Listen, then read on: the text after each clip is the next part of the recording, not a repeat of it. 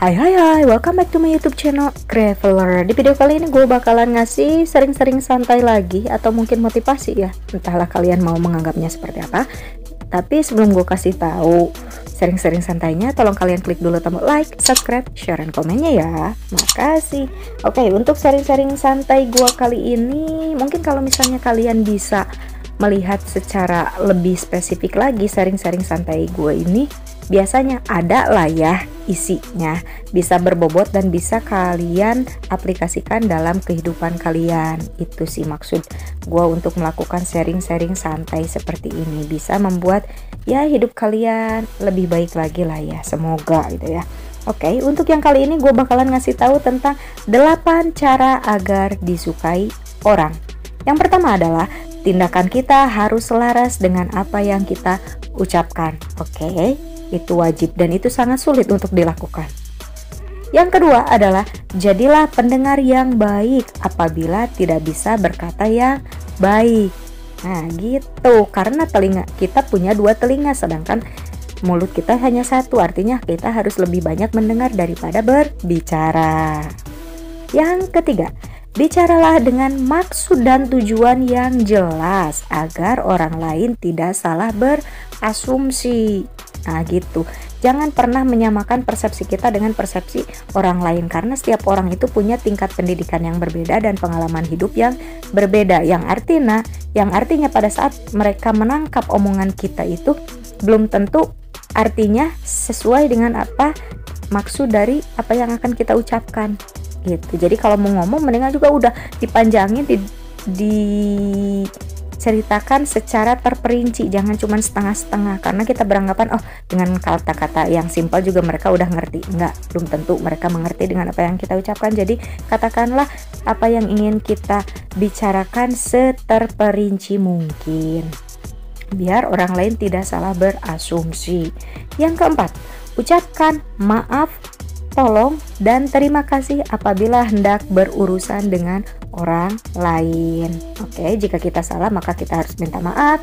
Jika kita butuh bantuan kita harus mengucapkan kata tolong. Dan jika kita telah dibantu oleh orang lain, jangan lupa untuk mengatakan terima kasih. Gitu ya intinya ya. Yang kelima, hanya katakan iya atau tidak pada suatu tawaran agar jadi orang yang bijaksana gitu. Gue ulangi lagi ya, yang kelima ya, hanya katakan iya atau tidak pada suatu tawaran agar jadi orang yang bijaksana. Jadi orang itu gak boleh pelin-pelan, kita harus punya pendirian. Jadi kalau ada orang lain yang ngajak, ya udahlah ntar lagi aja lah, gue pikirin lagi lah ntar. Nah nggak boleh kayak gitu, kalau mau bilang iya, kalau enggak ya udah kita katakan tidak gitu. Jadi orang itu harus tegas, jangan membuat orang terombang-ambing gitu. Jangan jadi orang yang galau ya. Belajarlah untuk mengambil keputusan secara tegas, ya atau tidak. Yang keenam, sesuaikan gaya bicara kita dengan lawan bicara agar pesan dapat tersampaikan dengan baik. Nah, jadi kita harus menyesuaikan gaya bicara kita. Kalau misalnya kita berbicara dengan anak kecil, kita harus menggunakan bahasa ya yang bisa dimengerti oleh anak kecil. Kalau misalnya kita berbicaranya anggap dengan seorang profesor, kita berarti harus berbicara dengan hal-hal yang lebih informatif, edukatif, ya lebih ilmiah lah, dengan bahasa-bahasa yang lebih ilmiah. Intinya kita harus menggunakan kata-kata yang sesuai dengan lawan bicara kita. Oke. Yang ketujuh, bicaralah perlahan untuk memberi kesempatan orang lain memahami pesan yang kita sampaikan. Nah untuk yang ini gue agak-agak sulit sih. Gue menyadari kalau cara bicara gue memang cepat, sangat cepat menurut gue ya. Pada saat kadang-kadang gue ingin sih ya belajar untuk berbicara lebih pelan supaya orang bisa lebih memahami maksud omongan gue. Tapi pada akhirnya kalau misalnya gue bicaranya agak lambat, akhirnya gue malah jadi lupa apa kata yang akan gue ucapkan selanjutnya gitu. Jadi akhirnya bicara itu cepat lagi, tapi ya ini adalah salah satu hal yang harus gue pelajari juga ya. Yang ke-8, berikan anggukan kecil dan senyuman ketika mendengar orang lain berbicara agar orang lain itu merasa untuk dihargai dan merasa kalau kita sedang mendengarkan apa yang dia ucapkan. Oke.